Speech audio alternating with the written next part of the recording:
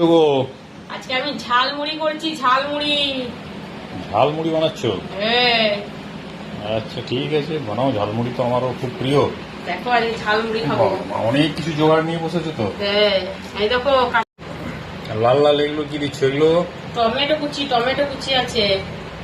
বেশি বেশি দেবো না। এই দেখো পেঁয়াজ কুচি, লঙ্কা দিয়েছো নাকি? কাঁচা লঙ্কা আছে। ওই পেঁয়াজ কুচির সঙ্গে একসঙ্গে আছে নাকি? হ্যাঁ হ্যাঁ, এই যে কাঁচা লঙ্কা আছে। আচ্ছা, এগুলো কি? এই দেখো পকোড়া করলাম, গরম গরম পকোড়া? পকোড়া। আচ্ছা আচ্ছা, সব মাখাবো একসঙ্গে।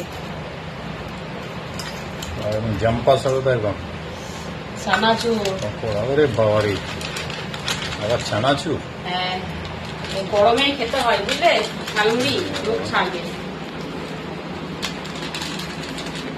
চানাচুর, বাদাম খাবে? বাদাম, হ্যাঁ হ্যাঁ, বল।